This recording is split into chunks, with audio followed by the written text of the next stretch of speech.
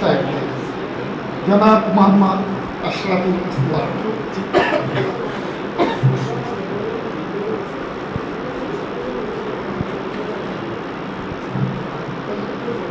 বিসমিল্লাহির রহমানির রহিম। ইতিহাস ও সাহিত্য আড্ডা বাংলাদেশ ইতিহাস ঐতিহ্য অনুসন্ধান ও গবেষণা জানানো জাহাঙ্গীরপুর মদন। এই ব্যানারটি এখানে যে আজকে টানানো হয়েছে,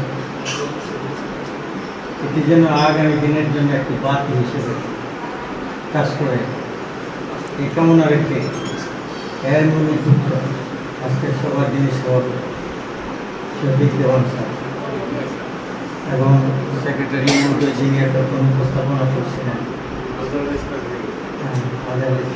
এবং এখানে যারা শ্রোতা হিসেবে আছেন, প্রত্যেকেই বক্তা, প্রত্যেকেই বিদগ্ধজন, প্রত্যেকের কথা শুনতে পারলে আমাদের ভালো হতো যে আমরা মফস্বলে কীরকম চর্চা হয়, কত দূর হয়। হ্যাঁ, যাই হোক, সবাইকে শুভেচ্ছা।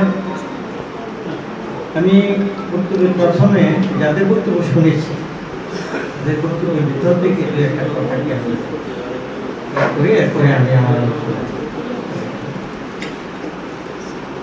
বক্তব্য যারা রেখেছেন বিভিন্ন দিকে তারা পড়াশোনা যে করেন এটা বোঝা গেল, কিন্তু কিছু কিছু শব্দে প্রভাবিত হয়েছেন বলে আমার মনে হয়।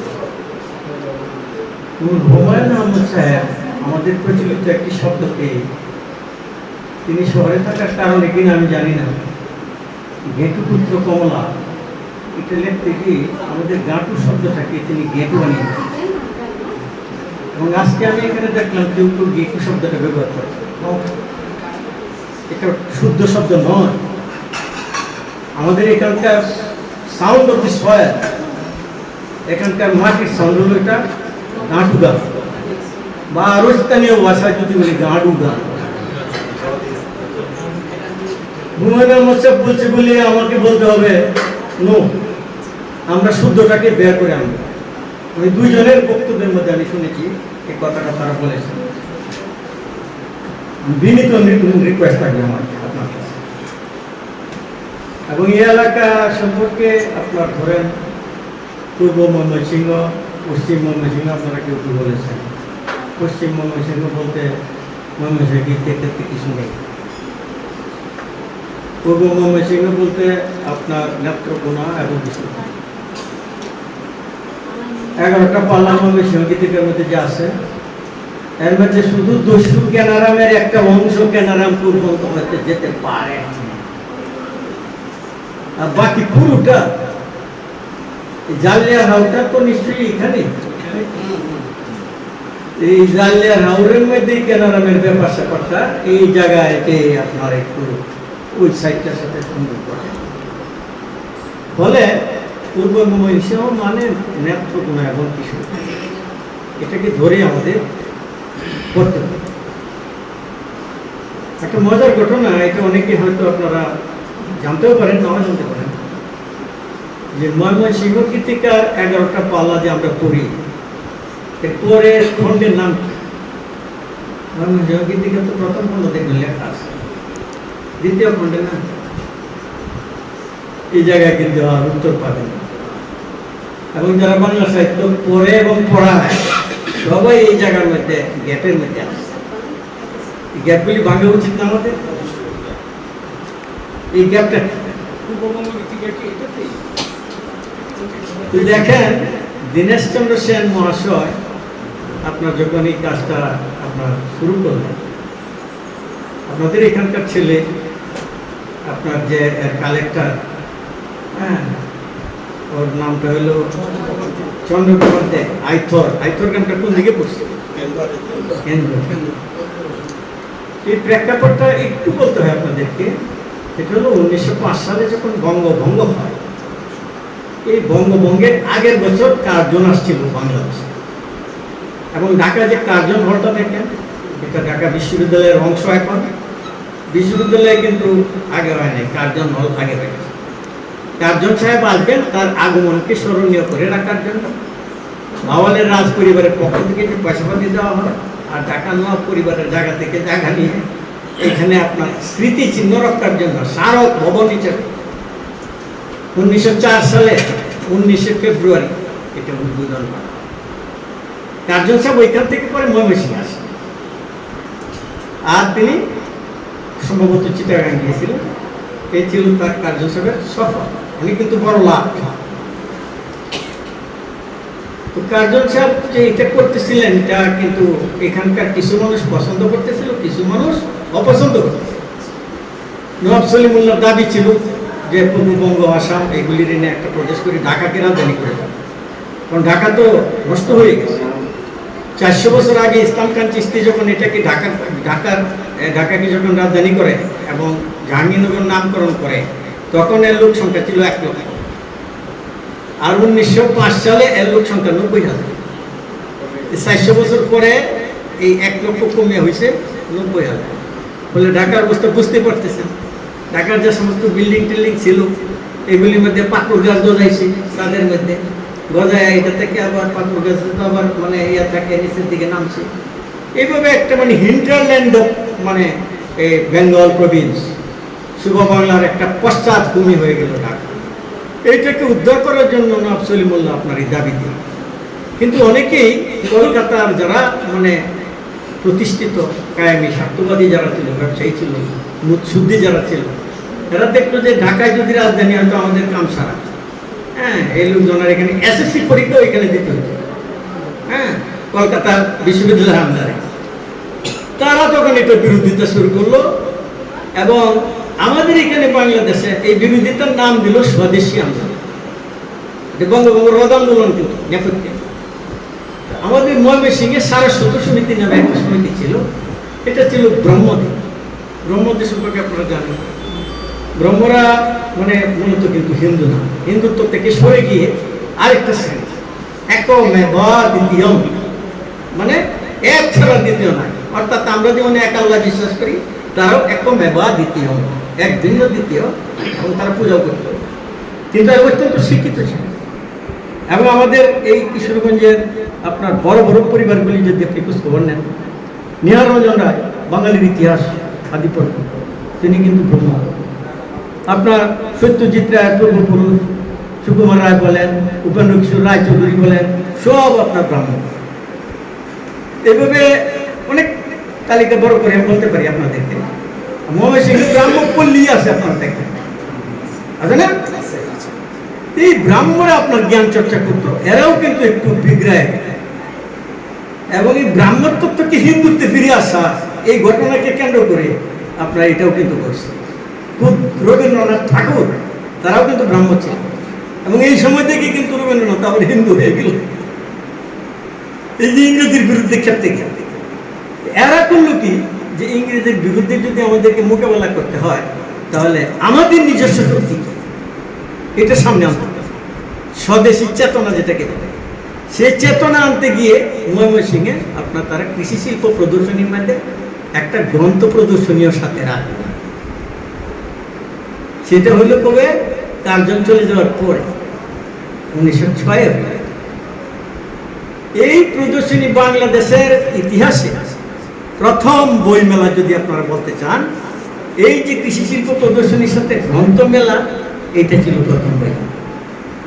এটা আমাদের জন্য একটা গর্বের বিষয় যে উভয় বাংলায় যদি কোনো বই মেলার ইতিহাসকে খুঁজতে যায়, দ্যাট ভেরি হিস্ট্রি ইজ ময়মনসিংহের সেই আর কৃষি শিল্প প্রদর্শনীর সাথে সংযুক্ত বই মেলা।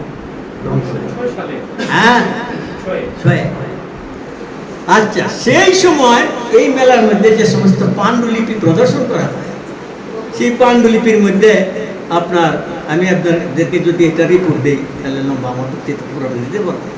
তো এখানে অনেকগুলি পাণ্ডুলিপি, প্রায় 70টা পাণ্ডুলিপি এবং ছাপা বই, এগুলি সেইখানেই কিন্তু চন্দ্রাবতীর আপনার রামায়ণ ওই জায়গায় পেশ করা হয়। এরপরে আপনার আরও অনেক অনেক মানে পাণ্ডুলিপি এখানে পেশ করা হয়। এবং এইগুলির একটা রিপোর্ট ওটা সৌরভ পত্রিকা, কেদারনাথ মজুমদার, সেই রিপোর্টটা আপনার চোখে পড়ে ডক্টর দীনেশ চন্দ্র সেনের 13 সালের পত্রিকায় এই রিপোর্টটা আসে। এইটা দেখে তিনি খোঁজ খবর নেন যে এই রিপোর্টটা কে করছে, যে এই চন্দ্রকুমার দে, এই ছেলেকে তার তোমার দরকার। তখন আপনার কলকাতা বিশ্ববিদ্যালয়ের আন্ডারে রামতনু লাহিড়ী রিসার্চ ফেলোশিপ এইটার উপর আপনার একটা ফান্ড ছিল। সেই ফান্ডে থেকে কিছু একটা সামান্য মঞ্জুর করে আপনার এই চন্দ্রকুমার দেকে তিনি নিয়োগ করেন, তাকে খুঁজে বের করে। এই কিন্তু লাইন হয়ে গেল। এইভাবে আমাদের এলাকার সেই কাহিনীগুলি আপনার সংগ্রহ এবং একটা পৃষ্ঠপোষকতার মাধ্যমে কিন্তু এটা তখন সংগ্রহ হয়েছে। এবং এই সংগ্রহের ফলে এটা উনি প্রকাশ করেছেন 1923 সালে। 1923 সালে। 23 সালে আপনার মার্চে আপনার বাংলাটা বের করছে, আর নভেম্বরে আপনার ইংলিশ বের করছে। তো আমি যেটা বলছিলাম আপনাদেরকে, এই যে ময়মনসিংহ গীতিকা এটা যখন উনি বের করলো, তখন কলকাতার বিদ্যুৎ সমাজ বললো যে এই লোকটা কি মাথা নষ্ট হয়ে গেছে। উনি পূর্ববঙ্গের একটা ডিস্ট্রিক্ট নিয়ে উনি খালি কাজ করে, এটা কি এই ডিস্ট্রিক্টের মধ্যে কি মজা পাইছে। উনি নিজেও তো এই ডিস্ট্রিক্টের মানুষ না। তখন এই সমালোচনার শুনিয়া তখন আপনার দীনেশ বাবু চিন্তা করলো যে কি করবো। পরের খণ্ডগুলি আর ময়মনসিংহ গীতিকার নাম না দিয়া উনি দিয়েছে পূর্ববঙ্গ। এই গুপ্ত কথাটা আপনাদের সামনে আসলে এই ময়মনসিংহ গীতিকার পরের খণ্ড হয়ে গেল না পূর্ববঙ্গ গীতিকা। এবং এই টোটাল যে আছে আপনার 44টার কতটা পালা আছে ওইগুলি সহ হয়। এর মধ্যে মাত্র 4-5টা পালা বাইরে। এই চট্টগ্রামের আপনার আছে কাহুনচোরা, এরপরে সুজাতনয়ার বিলাপ, এরকম কিছু পালা আছে। এইগুলি ছাড়া আর বাকি কিন্তু এই পূর্ব ময়মনসিংহ, নেত্রকোনা আর কিশোরগঞ্জ এইসব মিলেই কথা। এখন এটা বের হওয়ার পরে সারা পৃথিবী সারা পড়ে গেল, সারা পৃথিবীতে। এটা আপনার ওই যে একজন একটু বলছে 35 টাকা বিশ্ববিদ্যালয়ের পাঠ্য। তো ডক্টর আশরাফ সিদ্দিকীকে আমি কিশোরগঞ্জ একটা প্রোগ্রামে আনছিলাম, সেখানে তিনি বলেছিলেন, এটা এখন থেকে ধরে 15-20 বছর আগে, তিনি বলেছিলেন যে এখন পর্যন্ত 21টা ভাষা এটা অনুবাদ। এটা ডক্টর আশরাফ সিদ্দিকী বলেছেন। এটা কত বড় কথা। আমরা কিন্তু 1800 সালে ফোর্ট উইলিয়াম যখন স্থাপন হয়, বাংলা গদ্যের আমদানি হয়, তখন থেকে শুরু হয়। এর আগ পর্যন্ত কিন্তু আমাদের সাহিত্য টোটালটা ছিল আপনার পদ্য, কাব্য সাহিত্য। তো মজার ঘটনা হলো যে আজকে এই যে কাজল রেখা থেকে আমার যে বোনটি একটু পড়ে আপনাদেরকে শোনালো, এই কাজল রেখা কিন্তু ভিন্ন আরেকটি চরিত্র আছে, তার কাব্য বিশিষ্ট আপনাদের সামনে আমি তুলে ধরতে চাই। সেই কাজল রেখা দেখবেন ভিতরে কিছুক্ষণ কবিতা লেখা, কিছুক্ষণ গদ্য লেখা। এটা কি নাম জানেন আপনারা? যে কিছু গদ্য লেখা আর কিছু কবিতা লেখা, এটার কি নাম? এটা একটা নাম আছে না? সাহিত্যে তো একটা নাম থাকতে হবে, একাডেমিক শেড থাকতে হবে। দিস ইজ কল্ড চম্পু কাব্য। চম্পু কাব্য, এই চম্পু ধারায় এটা রচিত। আমি যে সমস্ত কথাগুলি এখানে বলা হয়েছে বলে আমি বলতে চাই না, আমি শুধু যেগুলি মানে আসে নাই আলোচনা, এই কথাগুলি বলে যাব। কথা ধারাবাহিক বলে কিন্তু অনেক বলতে হবে, আমি অনেক বলবো। এই চম্পু কাব্য ধারা এই কাজল লেখা রচিত। কাজল লেখার মধ্যে কি বিষয় আছে? সুই ফুটানো ঘটনা। হ্যাঁ, শরীরের মধ্যে সুইটি ফুটে আসতেছে। এই সুই যখন খোলা হবে, এরপরে চোখের উপরে যে দুটো সুই আছে, এটা খুললেই সে চোখ মিলিয়া এ হয়ে যাবে। এটা ঘটনা শুনলে একেবারে মনে হয় না যে কি একটা কথা হইলো, সারা শরীরে সুই ফুটে দেওয়া।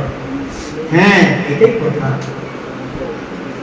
এইখানে আপনার বড় মাহাত্ম্য লুকায়িত আছে। সেই মাহাত্ম্যটি কি? আন্তর্জাতিকতা। সেই 2000 বছর আগে থেকে চীনে যে আকুপাঞ্চার চিকিৎসা পদ্ধতি চালু হয়েছে, সেই আকুপাঞ্চারের সাথে আমার বাংলার যে সংযোগ সৃষ্টি হয়েছে, সেটা তো কেউ আবিষ্কার করে নাই আজ পর্যন্ত। কেউ বলে নাই আশরাফুল ইসলাম ছাড়া। এই ফার্স্ট টাইম আমি আপনাদের সামনে এটা উচ্চারিত করলাম যে এই আকুপাঞ্চারের দ্বারা, কারণ এখানে হিউয়েন সাং আসছে। এখানে এটা যখন প্রাক জ্যোতিষপুর, সে সময় হিউয়েন সাং এখানে আসছে। হিউয়েন সাং এখানে আইসা খালি এখান থেকে তথ্য নিয়ে গেছেন, তার দেশের কিছু তথ্য শুনেছে না? সেইখান থেকে কিন্তু কাহিনী যে সুচ দিয়ে মানুষের শরীরে চিকিৎসা করা যায় এবং ওরারে জীবিত করা যায়, হ্যাঁ, এই ধরনের ব্যাপার স্যাপার ওই কাহিনীর থেকে কিন্তু এখানে কাহিনীর মধ্যে আসা বধ। এবং লোকসাহিত্যে যে আন্তর্জাতিকতার রূপ, হ্যাঁ, এই 23 সালে বই বের হওয়ার পরে 23 থেকে 38 কয় বছর হয়? খুব বেশি না। এই সময়ের মধ্যে পূর্ব ময়মনসিংহে ব্যাপক সাহিত্য আন্দোলন শুরু হয় এবং সেই সাহিত্য আন্দোলনের সর্বশেষ সাহিত্য সভাটি যেটি হয়েছিল পাকুড়িয়াতে আল হক সাহিত্য সমিতির উদ্যোগে, যেখানে ডক্টর মোহাম্মদ শহীদুল্লাহ এসেছিলেন। সেই ডক্টর মোহাম্মদ শহীদুল্লাহ সেদিন সেখানে বক্তব্য রেখেছিলেন, আন্তর্জাতিক অবস্থান তুলে ধরে, লোক সাহিত্যে আন্তর্জাতিকতার প্রসঙ্গ তুলে ধরে তিনি সেদিন বক্তব্য রেখেছিলেন। এবং আপনারা যারা পল্লী সাহিত্য লেখাটি করেছেন, এটা পাঠ্য ছিল, কিন্তু বিভিন্ন বই পাঠ্য ছিল। এই পল্লী সাহিত্য যে বক্তব্যটা, এটা পাকুড়িয়াতে উনি 1938 সালে দিয়েছিলেন। এটা ছিল এই ময়মনসিংহ গীতিকা বের হওয়ার পর যে সাহিত্য আন্দোলন শুরু হয়, সেই আন্দোলনের শেষ দেহ 38 সালে। এবং 38 সালে সাহিত্য সম্মেলন হয়েছিল। সেই সাহিত্য সম্মেলনের পরে 93 সালে আমি আমার একটা সাহিত্য সংগঠন কিশোরগঞ্জ সাহিত্য সংস্কৃতি পরিষদ, সেই সাহিত্য সংস্কৃতি পরিষদের উদ্যোগে আমি এটা ফাউন্ডার। এটা 1984 সালে প্রতিষ্ঠা। হরবতনগর দেওয়ানবাড়িতে সাহিত্য সম্মেলন হল। এটা কিশোরগঞ্জের ইতিহাসে আপনারা দেখবেন যে দীর্ঘ 38 সালের পরে কিশোরগঞ্জে আরেকটি সাহিত্য সম্মেলন অনুষ্ঠিত হয়। সেখানে আমি বড় বড় উদ্যোগ এনেছিলাম, রাত খান, এরপরে আপনার ট্রাকের ডাইরেক্টর কাদের, এরপরে আপনার মৌলানা মহিউদ্দিন খান, এরকম লোকজন এখানে আসতো। যাই হোক, এটা আলোচনার বিষয় না। আলোচনার বিষয় হলো যে আন্তর্জাতিক।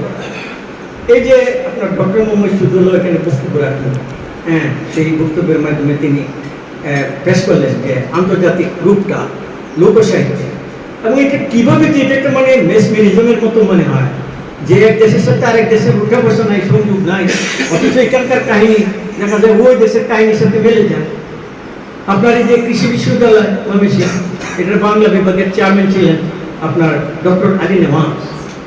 ডক্টর আলী নেওয়াজ পূর্ব ময়মনসিংহ গীতিকার উপর তিনি কাজ করেছেন, এবং তিনি আবার কুমিল্লার লোক। তো কুমিল্লার লোক হওয়ার কারণে ময়মনসিংহের ভাষা সম্পর্কে কিন্তু তিনি দীর্ঘদিন এখানে থাকার ফলে উনি সাহস করে এটা করলেন। উনি কিন্তু দেখানোর চেষ্টা করেছেন যে আমাদের এই বাংলাদেশের কাহিনী সেই চীনের ইউনান প্রদেশের কাহিনীর সাথে মিলে যায়। আপনারা যারা পড়ছেন আলী নেওয়াজ সাহেবের বইটা, তো সেখানে দেখেন তিনি আমাদের বাংলাদেশের সাহিত্য চীনের ইউনান প্রদেশের সাহিত্যের সাথে হুবহু মিলে যায়। উনি আশ্চর্য হয়ে গেছে। ফলে কাজল রেখার সেই সূচের ঘটনা, সেই আপনার আকুপাংচারের সাথে যে মিল হয়ে যাওয়া, এটা কিন্তু অস্বাভাবিক কোনো ঘটনা নয়। তো এইখানে দেখেন আর কিছু কথা এখানে বলা হয়েছে যে আজকে এখানে যারা বক্তব্য দিতে এসেছেন, সেই বক্তব্য দেওয়ার উদ্দেশ্যটা সম্পর্কে অনেকে বলেছে। উদ্দেশ্য কিন্তু দুইটাই থাকে, একটা বক্তব্য শুনে নিজেকে এক করা, আর কেউ নিজেকে জ্বালাই করা, আমি কতটুকু জানি এটা শেয়ার করবো আমাদের সাথে। এইটা এখানেই তো আড্ডাটা জমে আর কি, আড্ডাটা তখনই জমে ওঠে। আমার কাছ থেকে যদি একটাও নতুন শব্দ না পান, দূরে চিৎকার দিয়ে দিলাম বক্তৃতা, ভাইয়ারা আমার, বন্ধুরা আমার, এই শুনতে তো হবে না। এটা সাহিত্য সভার মধ্যে এখানে বসে নতুন কিছু তথ্য নিয়ে যেতে হবে, যে এখানে কিছু তথ্য পেলাম, নতুন কিছু ব্যাপার স্যাপার উদ্ভাবনা কিছু পেলাম, রিচ হলাম, সেটা আমি আবার অন্যদেরকে বলতে পারবো, সেটা আমার সংকলনের মধ্যে আমি পেতে পারবো। তো দেখেন, আমরা এই ফোর্টফোলিয়াম হওয়ার পরে বাইরে থেকে যে সমস্ত বিষয় আমাদের এখানে আমদানি হওয়া শুরু হইল, গদ্য সাহিত্য শুরু হইল, অমিত্রাক্ষর ছন্দ শুরু হইল, অনেক কিছু চলে আসবে। রপ্তানিকে আমরা কি করছি? রপ্তানির পাল্লা যদি খোঁজখবর নিতে যান, একমাত্র লোকসাহিত্য ছাড়া আর কিছু পাবেন, একমাত্র লোকসাহিত্য। আর লোকসাহিত্যে আপনার ভান্ডার বা খনি হলো আমাদের এই পূর্ব, আপনার আপনার হীরা মুক্তা উত্তোলন করে সারা পৃথিবীবাসীকে সুশোভিত করা, সেটা হলো আমাদের দায়িত্ব, অনেক বড় দায়িত্ব। আজকে এই সংগঠন এখানে প্রতিষ্ঠিত হয়েছে সেই দায়িত্বকে সামনে রেখে, সেই দায়িত্ব পালন করার জন্য। এখানে কারা এসেছে? আপনার ডক্টর সুযোগী এসেছে, অথেন্টিসিটি যাচাই করতে আসছে। মোহাম্মদ সঙ্গীতিকা দিলে সেগুলি আসল কি কি এর বদলে এখানে এসে কাজ করছে ডক্টর সুযোগী। এরপরে আসছে ডক্টর গৌরী, আসছে ডক্টর হান্ডু, ডক্টর উশিকা, এরপরে আপনার রুমারুল্লাহ। রুমারুল্লাহ আসে নাই, রুমারুল্লাহ দেশে থেকে তার বোনের নাম হলো রোমাইন রোলা। রুমারুল্লাহ বোনের নাম মেডেলাইন রোলা। মেডালাইনকে দিয়ে অনুবাদ করছে ইংলিশ করে, এরপরে এগুলি পড়ছে, পড়ে এরপরে মন্তব্য করছে আমাদের এইখানকার সাহিত্য। আমি চন্দ্রাবতী গবেষক, লোকসাহিত্যের পর কিছু পড়াশোনা আছে, কিন্তু মূলত I devote my whole life to discover the area of Chandrabati, how much work she done. এবং সেখানে দেখলাম যে আপনার এই এলাকা চন্দ্রাবতী উপদ্রুত একটি এলাকা, যদিও অনেক গবেষক চন্দ্রাবতীর বাড়ির আশেপাশে ঘুরে। আরে বাড়ির আশেপাশে ঘুরলে তো হবে না, তোমার মনোপালা ভূমিকা কে লিখছে? এই মনোপালা তো এখানকার জাহাঙ্গীর তো অনকেন্দ্রিক ব্যাপার স্যাপার না, এটা ভূমিকাটা কে লিখছে আপনারা বললেন তো, একটু মনোযোগী থেকে করে দিচ্ছেন। চন্দ্রাবতীর লেখা, আমি সেজন্য এই এলাকায় আসছি। আর সেখানে কুড়া শিকারের কথা বলছে, কিরে বাবা কুড়া শিকার, আচ্ছা এখন কি অবস্থাটা দেখি যায় বলতে পারবেন আপনারা? আপনার এলাকায় কুড়া শিকারী কতজন আছে? 157 জন শিকারী আছে। 157 জন। এই ফাঁকে আমি আরেকটি কথা, আমি বোমা একটি ছাড়বো আপনাদের মধ্যে। সেই বোমা কি জানেন? এই কুড়া, এটা দ্রাবিড় শব্দ, আমাদের প্রাচীন কাল থেকে এখানে এই কুড়া আছে, কিন্তু এখন কুড়া নিঃশেষ, কুড়া নিঃশেষ হতে চলেছে। এই যে এতগুলি শিকারী, এদেরকে এখন দায়িত্ব নিতে হবে কুড়া উৎপাদনে। আমি চিড়িয়াখানাকে প্রস্তাব দিয়েছি কুড়া দেওয়ার জন্য। আমি বাংলাদেশ টেলিভিশনে এমন অনুষ্ঠান করেছি এখন তো 300 উপরে, হ্যাঁ, টোটাল অন্যান্য টিভি সহ 500 পারেছি। আজকেও যদি একটা চ্যানেলে ঢুকেন দেখবেন, গত 5 দিন যাবত যাচ্ছে, সিরিজ যাচ্ছে। আজকেও যদি যুগান্তর পত্রিকাতে ঢুকেন, আমার লেখা পড়ে। এই বৃদ্ধ বয়সে আমাকে অনেক কাজ করতে, বৃদ্ধই বললাম আমার, যদিও মনের দিক থেকে বৃদ্ধ।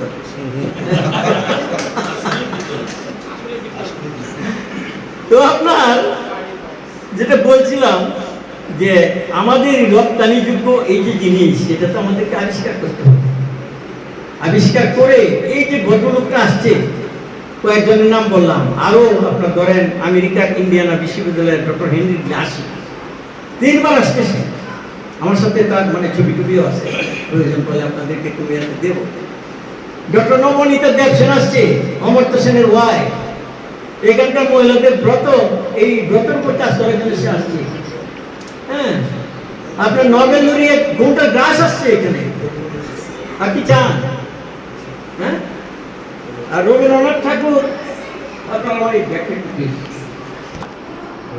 হাতে লেখা, কিন্তু এটা আমার একটা ম্যাগাজিন, আমার সম্পাদিত, এটার হাতে লেখার এই কটা লাইন কি বলছি আমি পড়ে শুনে।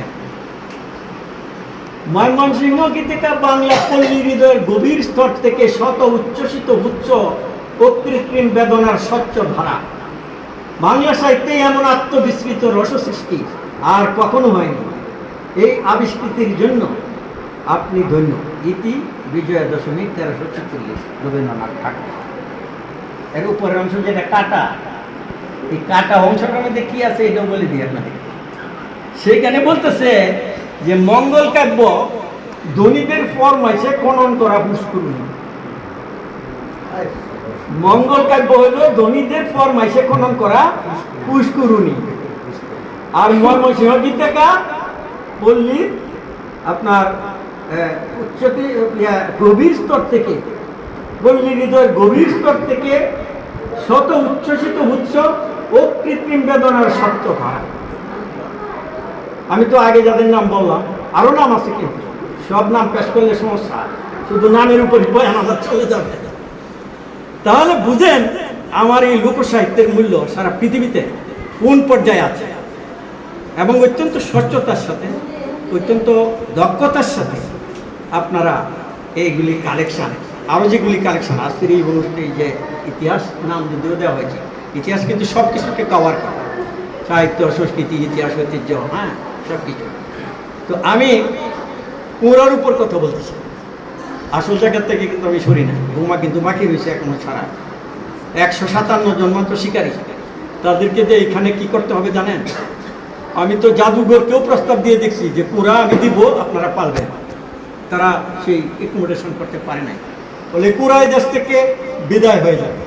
নো, এইখান থেকে কুড়া উৎপাদন, প্রজনন খামার এখানে স্থাপন করা হবে এই মদনে। এটা এই সমিতির 157 জন, তারা চাঁদা দিয়ে শুরু করবে, এই দেওয়ান সাহেবরা এগিয়ে আসবে এইগুলিকে আপনারা করার জন্য। আর আপনারা যারা আছেন এগিয়ে আসবেন এবং এইখানকার যারা নেতা কেতা আছে হুমরা, হ্যাঁ, তাদেরকে সব আপনারা ব্যবহার করে এইখানে কৃষি বিশ্ববিদ্যালয়ের একটা শাখা প্রতিষ্ঠান হিসেবে এইখানে পুরা প্রজনন কেন্দ্র স্থাপন হবে এবং এই শিকারীরা পুরা যারা এতদিন মারছে তারা এখান থেকে পুরা উৎপাদন করে এক একটা পুরা 20,000 30,000 টাকা দামে তারা বাংলাদেশে বিক্রি করবে, বাইরের প্রযুক্তি রপ্তানি করবে। এ হলো আমার বোমা আজকের দিন। ঠিক আছে, হ্যাঁ,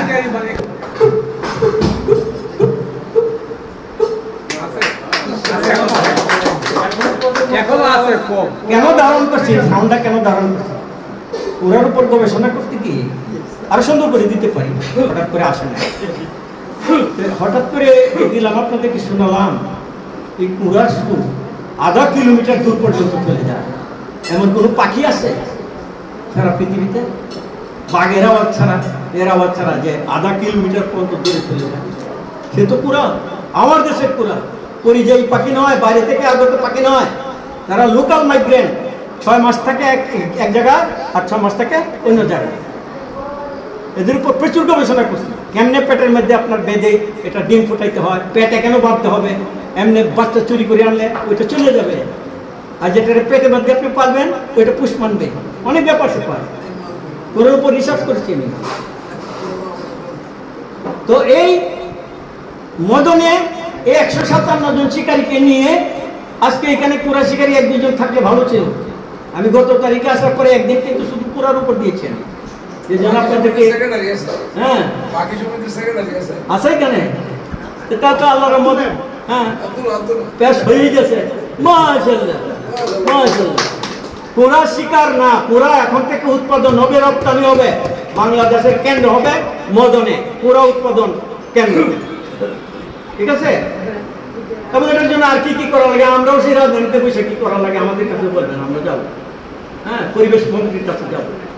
এই ভদ্রমহিলা খুব মানে কিন্তু ধনী, ঠিক আছে, আমি করবো। তো আমি এ পর্যন্ত আপনাদেরকে যে বিষয়গুলির উপর কথা বললাম, আমি আশা করি আপনারা এই যে সংগঠন যেটা কায়েম করছেন এর কাজকর্মগুলি একটু বন্টন করে যারা বিষয় বিশেষজ্ঞ যে লাইনে, যেমন ধরেন একটা কাজ চলবে অনেকদিন পর্যন্ত, এরপরে এটা বই হবে, এটা সবাই অংশগ্রহণ করবেন, সেটা হলো আঞ্চলিক শব্দের অভিধান। আমি আঞ্চলিক শব্দের অভিধান লিখে বাংলা একাডেমিতে অলরেডি জমা দিয়েছি। সেটাতে আমি একটা জায়গায় উল্লেখ করছি যে এটা যদিও কিশোরগঞ্জের আঞ্চলিক শব্দের অভিধান, তবে নেত্রকোনার কিছু কিছু অংশের সাথে এর মিল আছে। এইভাবে নেত্রকোনাকে ইনক্লুসিভ করে আমি, তবে নেত্রকোনাকে স্পেশালাইজ করতে পারি না, কারণ তাহলে এখানকার শব্দগুলি আমাকে সংগ্রহ করতে হবে।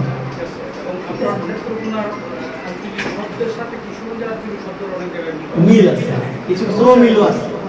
বলে এই যে এই কাজটি এই ডিস্ট্রিক্টে এই ডিস্ট্রিক্টে কাজটা এইখান থেকে শুরু হবে, ডিস্ট্রিক্ট প্রপার থেকে না, এইখান থেকে শুরু হবে। এবং আপনারা প্রথমে ইচ্ছা করলে এই উপজেলাটাও করতে পারেন, আবার গোটা জেলাকে নিয়েও কাজটা শুরু করতে পারেন। এটা কিন্তু একটা চলমান ধারা। এটা আপনারা প্রথমে যত বৈঠকগুলি হবে সেখানে কতগুলি শব্দ অঙ্গ জমা দিতে এগুলি কম্পিউটারে ঢুকে যাবে। এটার জন্য একটা কম্পিউটার থাকবে, হ্যাঁ, একজন কর্মচারী থাকবে, সে এই কাজগুলি ইনপুট দিবে, যা আপনার তৈরি করবে। এইভাবে কিন্তু আপনার প্রপারলি কাজটা করতে হবে। আর যে সমস্ত কাজ এখানে উদ্ধার হয় না, যেমন ধরেন বিয়ের গানগুলি আপনার এখান থেকে সংগ্রহ করতে হবে। হ্যাঁ, এখানে বিয়ের গানগুলিতে দেখবেন আইসে গো দামান, গো আছে কিন্তু এই গো থেকে আসছে জানেন? আপনার চন্দ্রবতী রামায়ণ যখন করবেন এর ভিতরে পড়ে ওইখানে দেখবেন এই গো কিন্তু চন্দ্রবতী প্রভাবিত। চন্দ্রবতী 2টা লাইন আপনাদেরকে বলবো, আমি উপহার দেবো। এই 2টা লাইন একটু মুখস্থ রাখার বা আমার এই বক্তব্য যদি রেকর্ডে থাকে সেখান থেকে শিখবেন। চোর নাহি শুনে দেখো ধর্মের কাহিনী, পিশাচ না বলে রাম অন্তরে দেখলেন। 2 লাইনের থেকে পাবলিক কাছে কি চোর না শুনে ধর্মের কাহিনী দেখছে হলো জানে, কিন্তু ঢাকা বিশ্ববিদ্যালয়ে ডিসি সাহেব জানে না এই 2টা লাইন চন্দ্রবতী। দেখে হলো না সুরান না শুনতে ধরে। হ্যাঁ, তো এইরকম আপনার মণিমুক্তা আমাদেরকে খুঁজে বের করতে হবে, এখান থেকে পরিশ্রম করতে হবে। এবং এখানে যে উজ্জ্বল তারা যারা আছেন, তারাগুলি মিটমিট করে তারা জ্বলতেছেন, তারা হ্যাঁ আমাদের মতো এরকম আরো অর্ধশিক্ষিতদের বক্তব্যের খেলা যদি আর একটু জ্বলে উঠেন, হ্যাঁ, তাহলে হয়তো ব্যাপার অন্য কিছু ঘটে যাবে। সারা পৃথিবীতে ছড়িয়ে যাওয়ার যে ব্যাপারটা, সেটা আমাদেরকেই লালন করতে হবে, আমার দেশকে তুলে ধরতে হবে, আমার ভাষাকে তুলে ধরতে হবে। হ্যাঁ, বিয়ার গীত আমি গাইব না, তবে প্রত্যেক কথা আমাকে বলা হয়েছে তুমি সামান্য একটু আমি পরে বই বক্তৃতার ভিতরে নয়, এটা আলাদা। যাই হোক, আপনাদের প্রতি আমার অনুরোধ থাকবে যে আপনারা এগুলি একটু সিলেক্ট করে নেবেন, আগে বসে কি এক কোন কাজ করবেন, সেই ধারাটা সিলেক্ট করে নেবেন। যেমন ধরেন আমার একটা প্রবন্ধ আছে, এটা দেখছেন তো, অনন্য একটা পত্রিকা আছে না, এটাতে ছাপা হচ্ছে। এটা কি জানেন? এটা হলো লোকজ ধারার সাংবাদিকতা। লোকজ ধারার সাংবাদিকতা। তো বাংলার মধ্যে তো বকা কাঁদতেছে, কিন্তু এক লোকের কাছে কয়ে দিছে যে আমার মায়ের কাছে গিয়ে কইও যে আমি যে ধরা পড়ছি। এটা কি খবর না? এটা কিন্তু খবর, এবং খবর শব্দটা ব্যবহার করছে। ফানফাতিচে ফান্দু ভাইয়া দুল্লা বিলে পারে।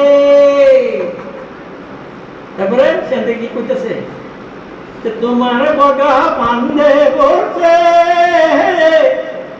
এই খবর মায়ের কাছে কইও রে। কান্দে করিয়া বগা কান্দে রে। এখানে কিন্তু খবর চলে আসছে।